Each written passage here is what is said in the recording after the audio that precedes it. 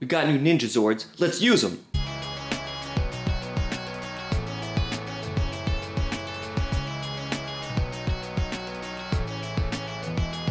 Hey everyone, thanks so much for joining me for episode 22 of Chronicles in Collecting. We're going to take a look at the Power Rangers Legacy Ninja Megazord and the Legacy Falconzord. In the US, I think that these are both most well known from being in Mighty Morphin Power Rangers, the movie, as well as from Season 3 of Power Rangers. Season 3 ran in 1995 for 33 episodes, of which the Ninja Megazord was in 15 of those episodes. In Japan, it is known as the Kakuri Dai Shogun from the Super Sentai Kaku Ranger, I'm sure I mispronounced that, so I apologize, which ran for 53 episodes from 1993 to 1994. The Ninja Megazord and the Falconzord both came out in 2016. The Ninja Megazord retailed for about $100 and the Falconzord retailed for about $65. So these guys came out a little bit after I was really into Power Rangers. I definitely saw the movie when it was in theaters. I was like super pumped for the movie. I don't really remember much about the movie. Oddly, I remember a lot of the soundtrack. My cousins have the soundtrack and we used to listen to it like all the time. So I could probably recite like most of the songs from the soundtrack, but couldn't really tell you much about the movie. I know obviously in all the Power Rangers, the White Ranger was still around for that point. And there was like some other guy called like Ivan Ooze who they unearthed. And then Zordon got not like killed, but he got sent to like some other dimension, so the Power Rangers had to like fight without him, and their powers got taken away, so they had to get a new Zord, obviously, because they had to sell, some new figures. And I think what's kind of interesting is that the movie is sort of in slightly alternate continuity.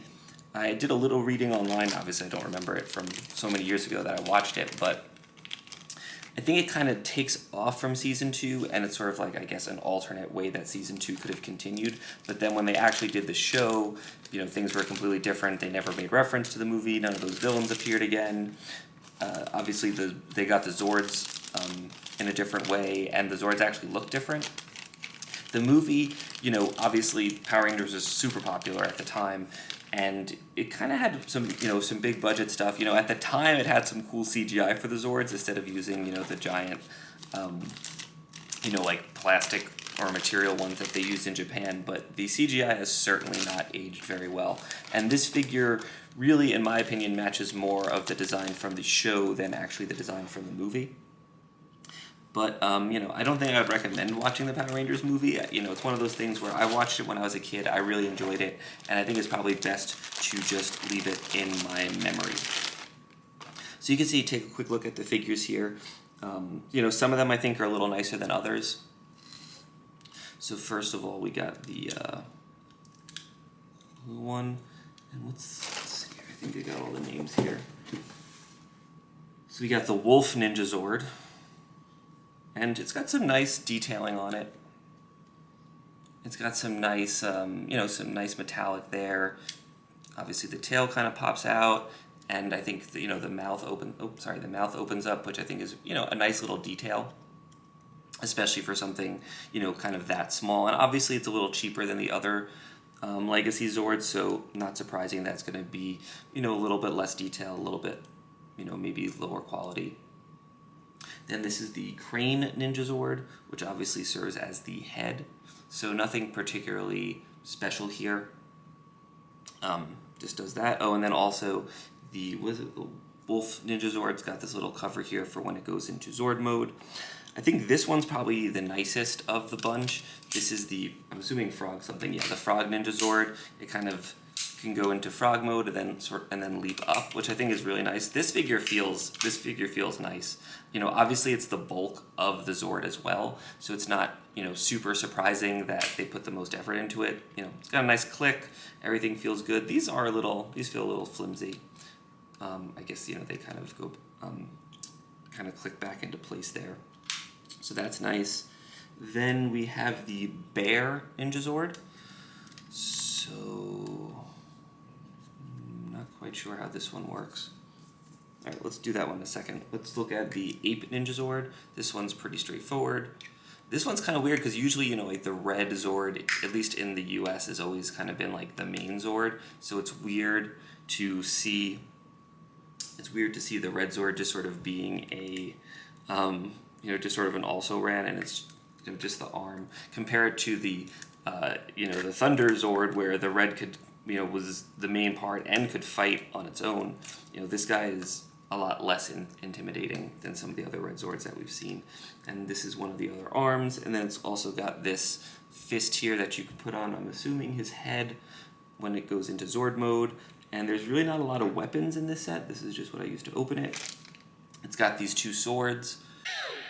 Look at the bear Ninjazord, which is weird. I don't really associate bears with ninjas. You know, crane kind of seems on theme. Frog, it's a little, I think it's pushing it. Wolf, okay, fine. You know, ape. I don't know if this really looks like an ape, but I think bear is definitely not an animal that I associate with ninjas. But you know, I also am not creator of the Megazord, the Power Rangers. So okay, so it looks like this sort of clips out into place. You could also kind of tell that this figure, it seems like very designed to only be in Zord form because the figures are actually packaged already ready to be combined. I think, you know, versus some of the other ones where, you know, people might want them to stand on their own. But yeah, so here we got the whole crew here. You know, like I said, they're nice figures. It's not a super expensive set. You know, it's $100. It feels like it's about $100. This has got some heft to it. This has got some heft to it. This is definitely, I think, the nicest one. This feels pretty light, and this is, you know, kind of flimsy. So let's put that away for a second, and we'll actually, I guess we could just combine this real quickly. Let's see how quickly I could actually combine it. So let's see here. So these guys go into like this. These legs go back into place. Okay. Get the bear back into the correct form. This guy's pretty easy. I think this has so far been the most straightforward of the transformations that we've done. Although I think coming pre-transformed kind of give me a little bit more of a cheat sheet than the actual instructions. But there's still plenty of time for me to mess up. Okay, that goes like that.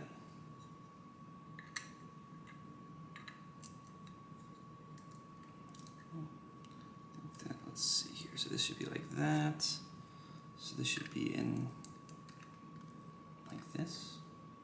Okay. All right. So we got the frog Ninjazord in place.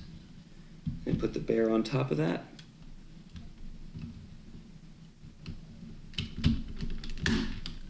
Perfect.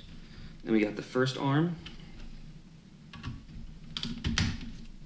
This is fun. I like this one. This is like, I don't need a degree in electrical engineering or mechanical engineering to like put this together. It's very straightforward. It's nice enough quality. I wish the other ones were so easy. This kind of clicks back into place like that.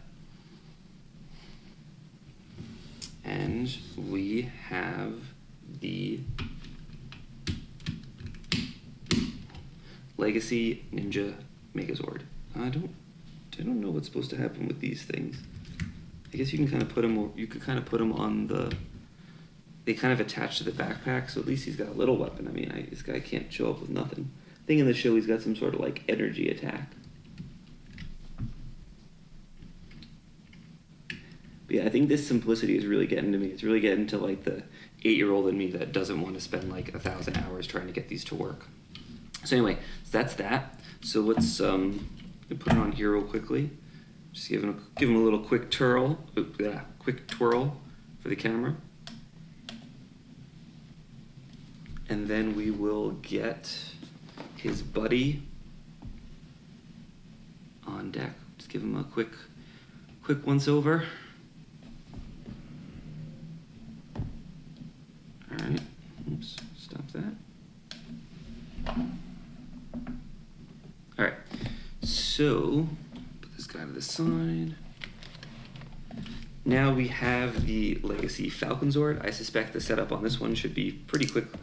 It's kind of annoying that they didn't, give them to you in one package. I believe that when the original movie came out, they were packaged together from, the ones I had when I was a kid. But I guess it lets you pick how much you want to spend. But I can't imagine why someone would want the Megazord, but not the Falconzord, especially because everyone likes the White Ranger the most. At least I like the White Ranger the most. So, see again, pretty straightforward here. We have the 2 wings, and we have the Falconzord itself.